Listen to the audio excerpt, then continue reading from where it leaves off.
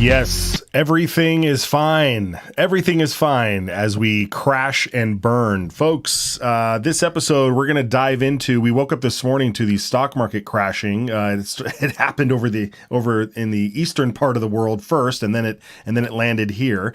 Of course, we have to get into what's happening in the Middle East. Iran says there's no reason to come to some sort of negotiating table. So we'll get into that. And of course, censorship is alive and well. We cannot wait to tell you what happened over at YouTube with this show, and then what happened over at Rumble.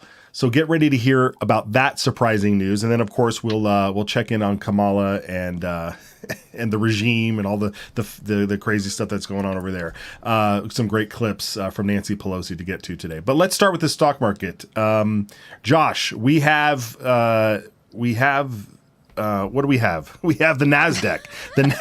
The NASDAQ. We've got a live shot of the NASDAQ right now, and you can see here. This is a week. This is a week of NASDAQ, and that dramatic drop was from Friday to today. And that's what folks woke up to this morning, or if you got up early enough, you watched it live happen. But this is the big drop over at the NASDAQ. Same thing happened at the Dow Jones. Same thing happened with the S&P 500. And this comes off the heels that apparently Biden's senior economic advisor, Gene Sperling, has resigned. So economic turmoil is what's on the plate for this week, apparently. Yeah, but Matt, we should always remember that certain stocks, if you can go to that image again, of certain stocks are really doing great. And that kind of ties into what's also happening in the week. And that would be that Lockheed Martin is going to the moon. I would call that a war stock, or maybe a war profiteering stock. I mean, Lockheed Martin's a great company, but this is like the perfect storm, because here goes the stock market taking a huge crash, and this is affecting a lot of people's retirement accounts, their any kind of stock related account. And certain stocks are doing just great as a direct reflection of, I don't know, maybe a Middle East war that's about to kick off. That's kind of our theme today, crash and burn. There's a crash while things are about to burn or kind of starting to burn. Yeah. This is America. While this war or wars were entirely preventable. Just make that note. All of this is preventable. Except for, like, there's one thing we can always look at, and that's who's in office, except for we don't really know who that is. Well, even when we thought it was Biden, this war was preventable, or wars. I think we should, people are talking about World War III, probably because it's not about one war. It's more than regional, and it is a disaster. But Afghanistan is what touched all this off, and this is what shows us that a weak-willed, a weak-minded man or woman at the top of office in the United States of America, the leader of the free world, will do for the entire war. Many people are dead, economies wrecked, whatever, because of the choice that we made, for president. I like the meme here, by the way. I just want to throw this out here. I've been seeing it over and over again. So basically, the people who claimed Trump would crash the economy and start World War III have crashed the economy and started World War III. And you had that up there on the World W&D. Sorry, I didn't even see that. Yeah, yep. I mean, that is the truth right there. I mean, we've been told that if Trump's in office, the economy dives, World War III starts, but here we are. He's not in power at all. And people would be in concentration camps. And, there's much, much more than World War III and the economy crashing, but that is a nice snapshot of today. Yeah. Joe, how are your stocks faring this morning? Well, if I had any, which I don't, I'm sure they would be tanking. But I'd stay out of the stock market. I made the decision years ago because it's like going to a casino, and you just never know. You think you got something great, and then it can just evaporate, as we saw in 2008 when we had the big, huge market crash. And I mean, billions and billions of dollars were lost just into the into the atmosphere where nobody even knows where the money went.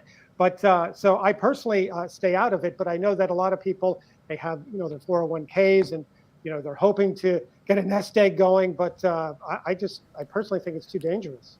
Yeah, and there was also reports that many brokerage firms, excuse me, are reporting that they had widespread outages during this market crash, and so folks couldn't even get out of it or maneuver themselves better because of some of these mortgage firms reporting outages in their companies, in their software.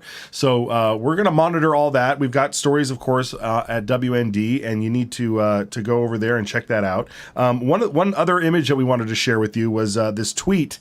It showed that image number 1. Did we show this one here? Yeah. So here we go. This is over on the Twitter page on X. U.S. is bankrupt. The groceries and gas are unaffordable. Suicide rates are skyrocketing. The markets are crashing, and you'll never own your own home. But at least we have no more mean tweets because Orange Man is bad. Right? I mean, this is what we have to trade. This is the trade-off for no mean tweets, Elizabeth. Yes. In 2020, I did an hour to 2.5 hour live stream directed at a very famous pastor in the United States who did, right before the election, within a couple of weeks, enough time to significantly impact his 1 million+ followers that he could not vote for Trump because of things like this mean tweet.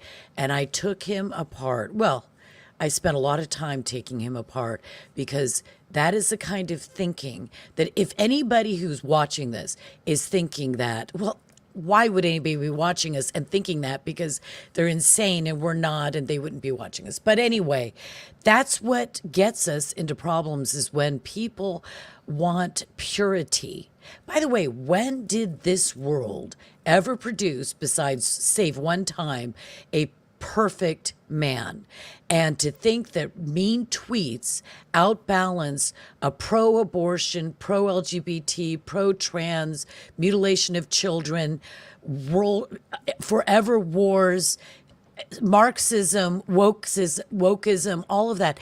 When did mean tweets ever trump that? Okay. Yeah. That's no, word. I mean that's the whole point, right? That you said it very nicely there, and that's the whole point of where we're at. Josh, I think when you think about the market crashing, and you look back to last week or what was happening over the weekend, some of the news stories, usually sometimes forces are at play which kind of want to distract us from anything that happened over the weekend. We were always talking about the Olympics. Apparently those 2 male boxers are the ones that are going to be in the finals. You've got Kamala's husband.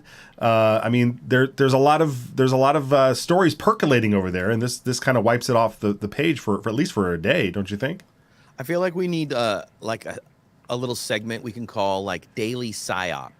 So the daily PSYOP, and it keeps changing, and some narratives continue, but you see that as we get closer to like a kind of a definitive answer on the Trump assassination attempt, there's just going to be a new and bigger PSYOP, and no PSYOP is larger than or distractionary as people's money. And so like when the market tanks, it gets full focus from everyone. Yep, that's right. And so, we'll keep tabs on that, especially as we look over into the Middle East and Iran coming out with a forceful statement saying that their response will be swift and heavy.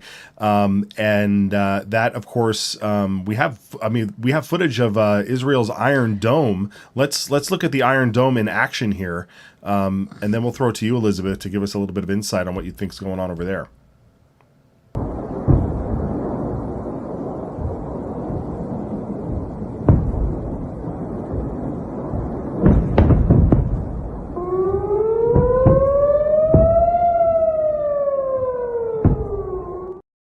Yeah, incredible how that thing works.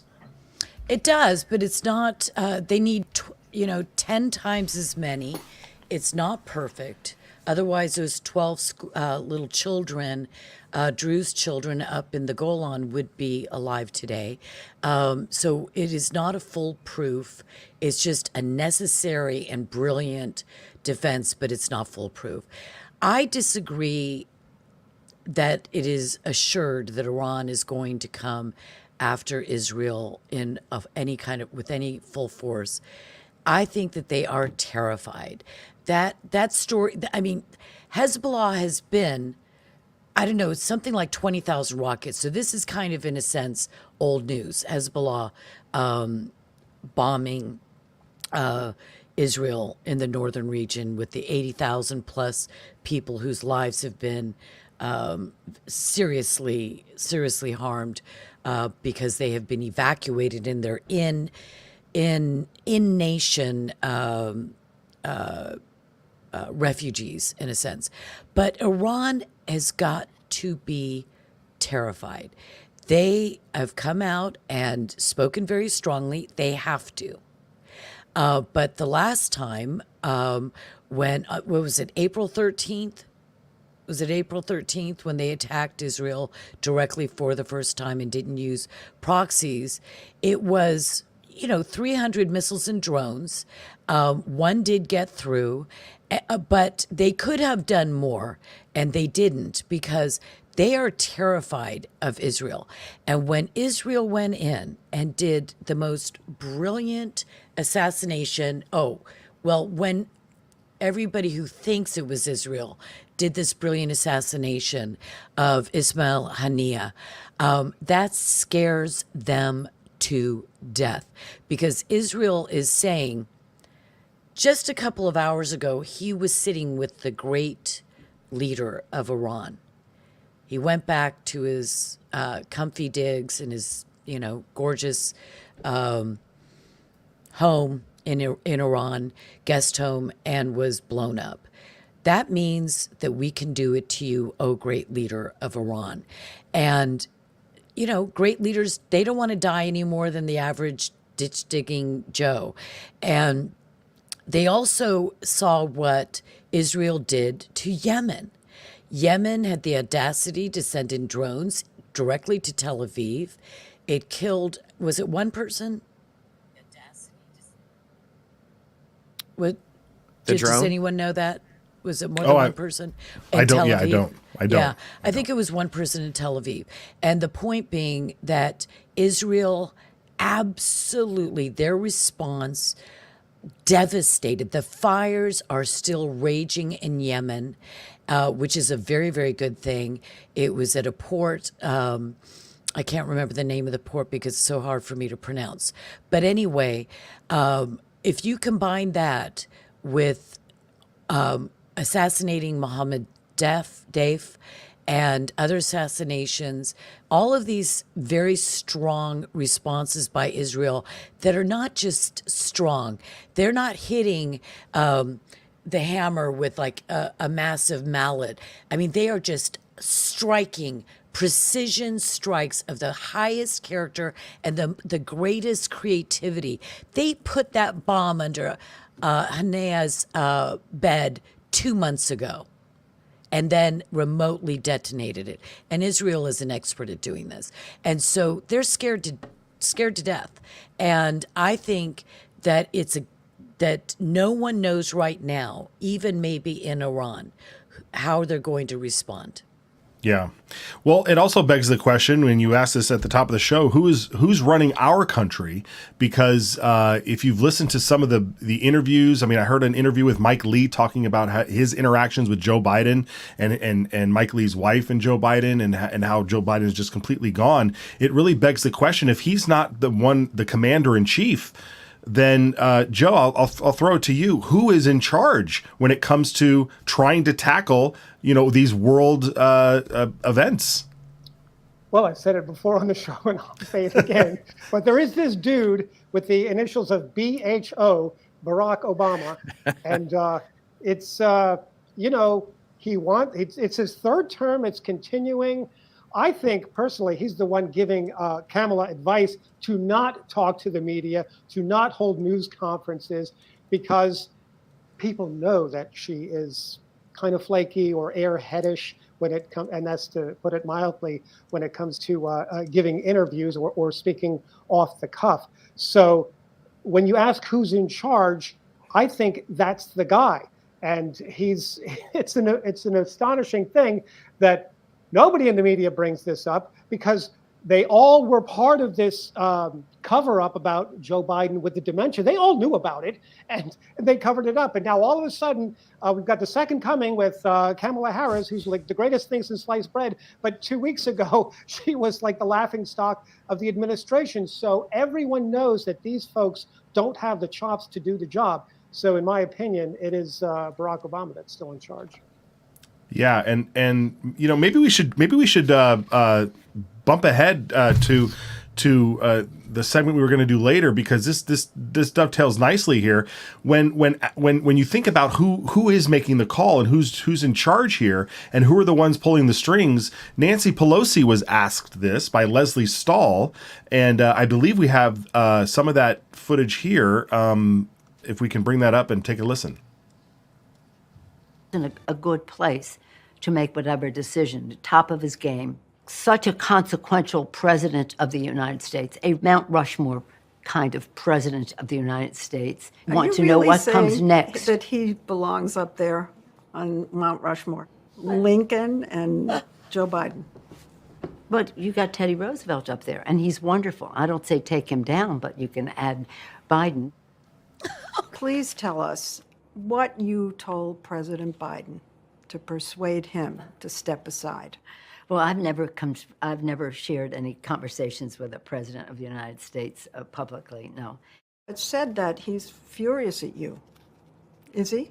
Well, he knows that I love him very much. I understand that you don't want to own this, but it is so well reported that you were the leader of a pressure campaign. No, I wasn't a leader of any pressure party. Well, let me say things that I didn't do.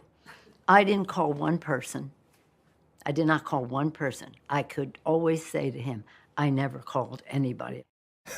Josh, come on, Josh.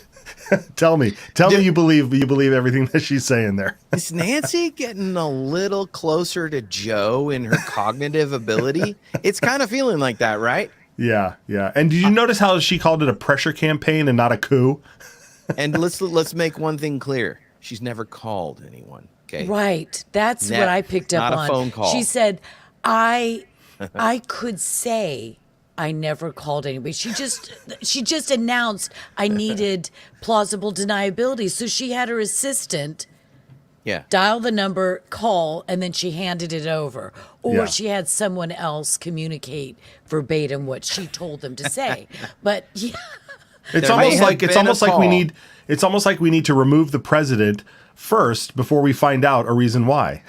To paraphrase a way to read a bill, right, Joe? I think the most precious thing from that clip, a series of clips you just showed, was the reaction on Leslie Stahl's face. Leslie Stahl is a bleeding heart leftist, all in for the Democratic agenda. And when she's told by Nancy Pelosi that Joe Biden is such a consequential president that his face needs to be carved into Mount Rushmore, it was just, even she was completely incredulous, Leslie Stahl. So she knows it's just complete absurdity.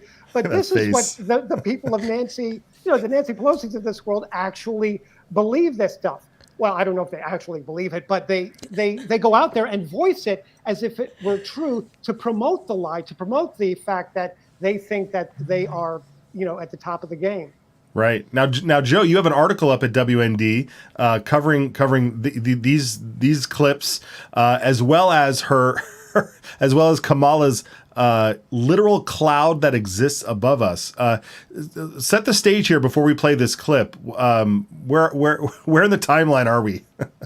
Well, she is giving an interview about a variety of issues, but technical issues come up, and she, of course, is not the biggest light bulb in the room, but she gets into the subject of, I think she's being asked about artificial intelligence and other things, but she talks about the cloud and how information is stored in the cloud. And I don't want to give it away because the video speaks for itself, but there are things such as real clouds and things that are not real clouds. And it's just astonishing to see the way Kamala puts this. Yeah, all right. Well, let's see. I want to hear this. Yeah, let's see it. I haven't Let's heard see the it. clip yet. Get your notebook. So you're now no longer are you necessarily keeping those private files in some file cabinet that's locked in the basement of the house. It's on your laptop, and it's then therefore up here in this cloud that exists above us, right? It's no longer in a physical place. Wait a minute. Did she just turn to the interviewer and she says, right? And he says, She said, right? Do I Right? have that correct? It's do I not- have that? Do I have that? How old is this clip, Joe? Because she looks very young. Yeah, I compared was to- unable to determine. I think it's in this administration, though, because they were asking Okay, for... so early on, because her voice is a little different and her, that was brilliant. That was So Wow. good. Was she referencing someone else's server that would be in a basement? I noticed that for the first time. Who has an email server in a basement? Yeah, all your files locked down in a basement, Josh. Don't we all do when that? we were talking about Iran and Israel, I was thinking of Kamala taking lead on this, because she did so well with the Afghanistan thing. She was the one that gave that final vote to do the pullout, and she owns it. And she did, I think, at the time own it, but I can't remember exactly. She's the one that was sent to Europe to prevent the Russian invasion of Ukraine when Russia had amassed tens of thousands of troops on the Ukrainian border. She's the one that was sent to Central America to tell Central Americans, do not come, and show the power and might of the United States, and that they would all be cowed by that. And I'm thinking of her in this kind of an explanation saying, Iran is a country in the Middle East, and it is a big country. And Israel is a little country in the Middle East. See, by her logic of the Ukraine and Russia geography lesson that she gave us, political geography lesson, Kamala should actually be saying, and therefore when Iran does something to Israel because it's small, it is a bad thing. And I think that her use of language in explaining the cloud should make us all be very worried about her ability to actually do foreign policy. Yeah, Well, I mean, the I she think has. her Sousa- thinking is just so disconnected. Yeah. Dinesh And- D'Souza actually chimed in on this, and he said that if she doesn't make it to the White House, then I'm sure MIT will make her a full professor. So that's the reaction we're Professor Emeritus. Well, when you're a professor, you have to answer questions, and so far she hasn't been in front of the press, right? She hasn't answered. She hasn't done a press conference. She hasn't taken questions from the media since she's been coronated, so to speak. Isn't that right, Joe? Right. It's been 15 days, I think, is the count, and we're continuing to count. And she's getting a lot of pressure. I mean, J.D. Vance was on Fox News over the weekend saying this is a huge scandal of its own. Here you have the presumptive Democratic nominee for the president who should be able to take simple questions and even hostile questions occasionally, as the Republicans are taking hostile questions every day. But are the media even going after her, pursuing her? I mean, I remember when I was in television news, it was always a big thing. Who can we get, the big name to get as far as getting on the show to have the personal interview with? And I don't even know if these media companies are pursuing her or they're just saying no. But again, I could see Barack Obama in the basement saying, oh, don't go on, don't do any interviews, don't do any press conferences. We're just going to, throw the money into this campaign. Like Joe Biden was in the basement in the 2020 campaign. Remember that during COVID? It was too dangerous. How could we forget that, Joe? Right. So Yeah. I think this is their standard playbook. And we're going to continue to talk about it. I know everybody wants us to talk about the stock market and the things that are, this what I'm calling a distraction at the moment, because these are the stories that are not being talked about, and we're going to continue to talk about them here on WND, especially when we know that they're going to be censoring over on the legacy social media platforms like YouTube and Facebook. Josh, set us up here. Last Friday we had a show. We showed some footage from the Olympics, and that's when things went a little nutty. Yeah. Yeah, so we've been talking about censorship and warning. I just keep saying over and over again, hey guys, we're going to get censored. Well, we were. Friday's live show on YouTube and Facebook was blocked because we dared show the boxing footage of the questionably gendered boxer that's been beating the living snot out of all the women competitors. We showed that footage, and we had a segment about the Olympics, and that was blocked by essentially the Olympic Committee asked for that to be blocked. So that video disappeared from Facebook and YouTube, but it did not disappear from our Rumble account. In fact, it's doing fantastic over there, which is always my chance to say, guys, we're gonna show you more Rumble stuff than anything. So go over there and subscribe. Please follow us over there, because it's the only place, X as well, but Rumble is like our main video platform that's not going to be censored. And that kind of takes us to our story here. Matt, I'll kick back over. Oh yeah, absolutely. I mean, and I don't know if you can go over to the Rumble channel and see how many views that thing has. Has it crossed the 500,000 mark yet? It's about to cross 500,000. 500,000 on Rumble from Friday's show. I mean, it's incredible. Yeah. It's incredible. So yes, please do go over there. But we're not the only ones that this is happening to. NBC is actively working with Facebook and YouTube to ban anyone from showing footage from the Olympics.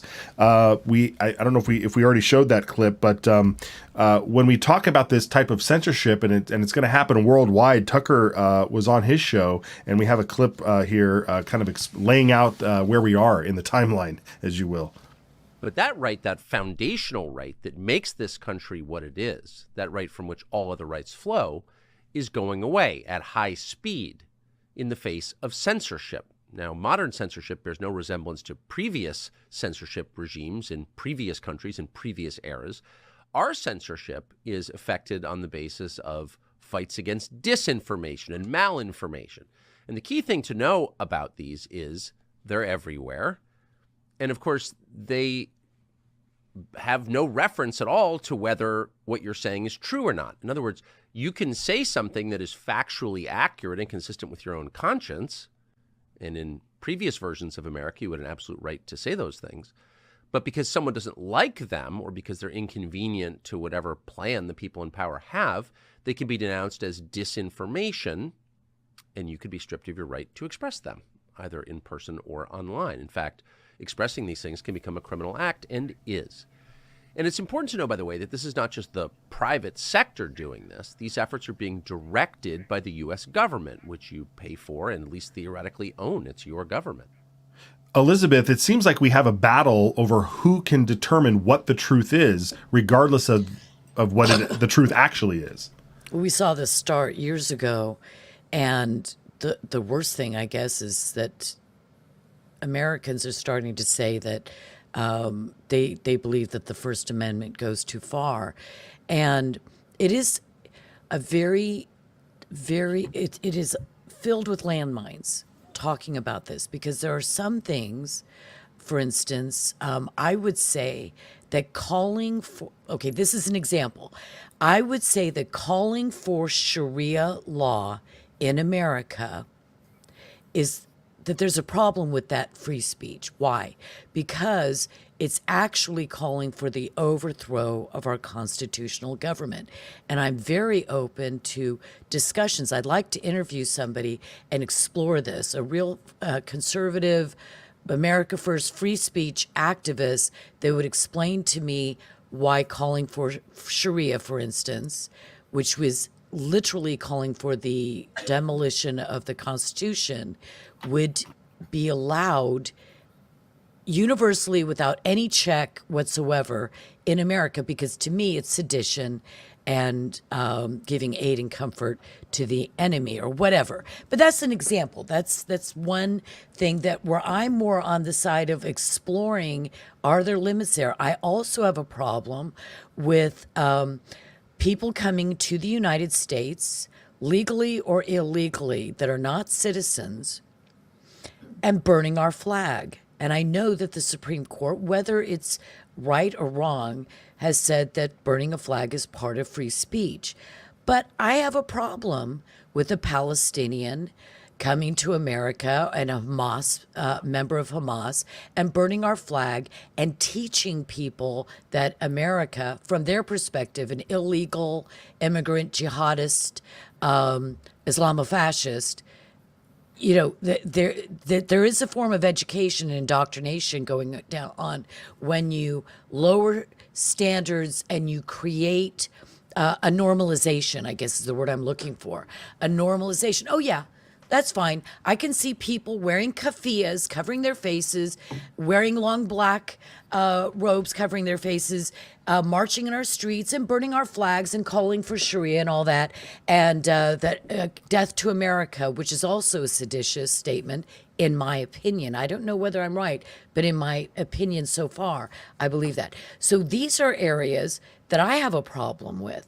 Now, but I don't want, if I believed that that would create a legal loophole, and it doesn't necessarily, or a precedent that says people talking about COVID, the origin of COVID, whether vaccines untested should be given to 2-year-olds, if that would leave a loophole, not a loophole, but a precedent for that kind of censorship, then I would abandon my wanting to restrict this, what I consider to be seditious. Do you see what I'm saying? There's a lot at stake here.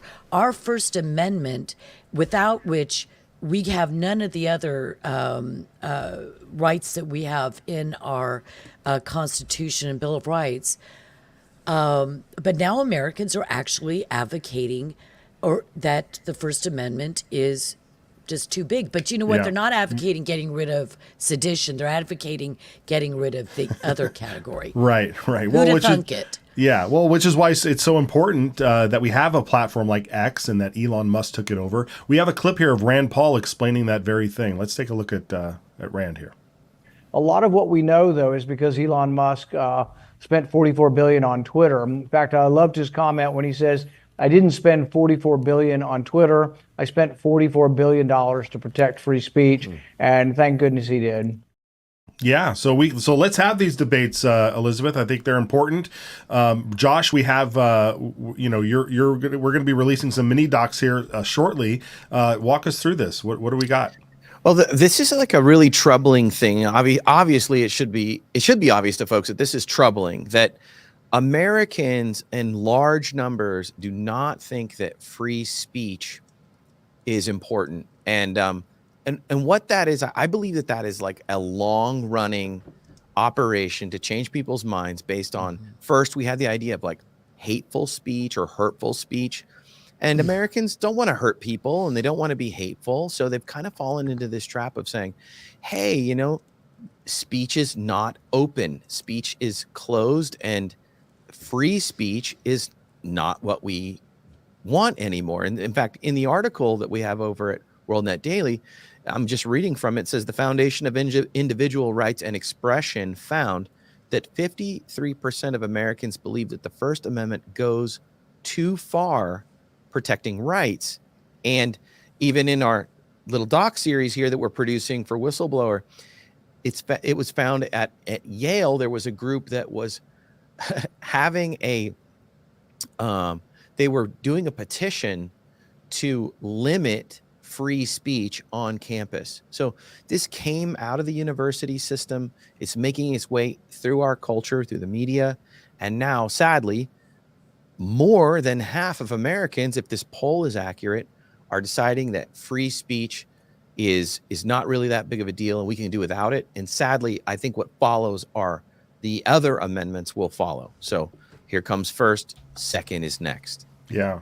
Do we want to show a few moments from this documentary? Yeah, we'll throw up a quick tease here.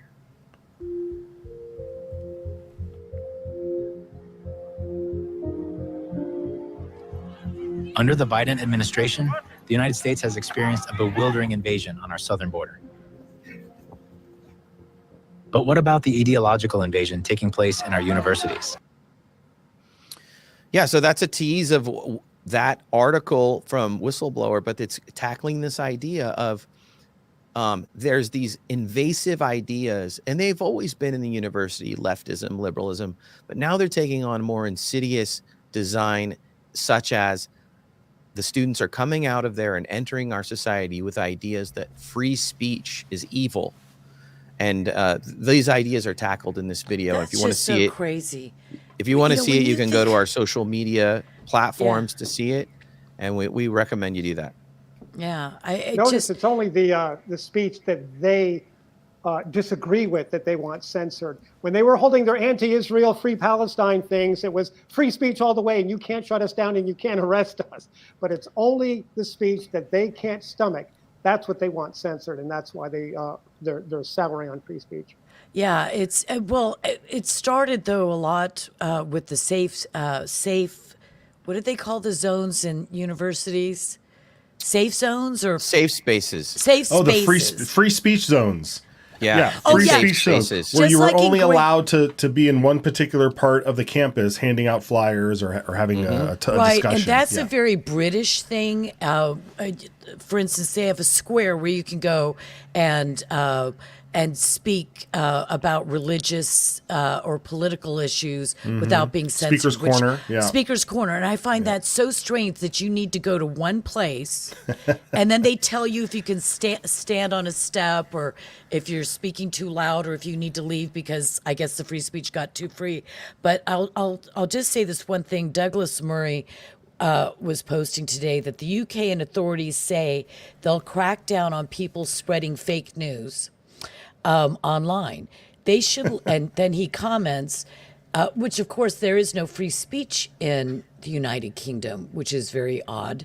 But they should look into why people like this guy below, Nick Lowles, below, are spreading lies and fanning the flames. Why would they do this? So this Nick Lowes is putting out there this report that I saw, and I did not know it was untrue, that a car pulled up to a Muslim woman, because they're having all this violence in the UK now because of Muslim violence, murders, gang, grooming gangs, and all this.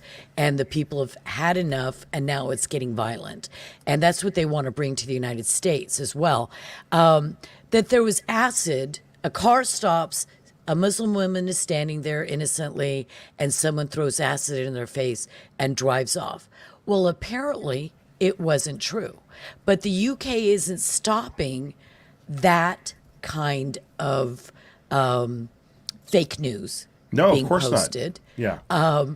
Because it fans the flame that they want fanned. Right. Yeah. Strike the match, throw it on the kerosene.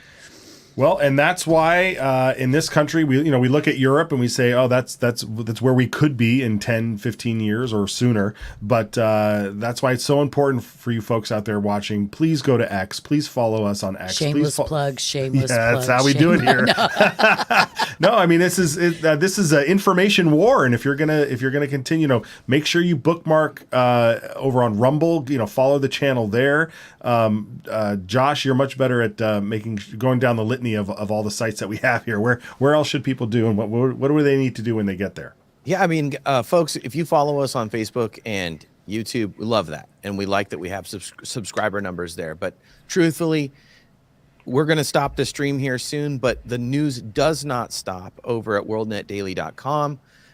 Those articles will continue to come out with excellent coverage by Joe and the team, but also X will cover everything as it happens. You can see everything that's going on over at X.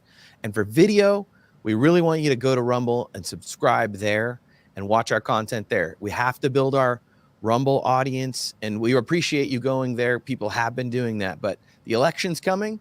You're going to not be able to see a lot of stuff. And my take as a doomer is that they're even going to find a way to shut down Elon.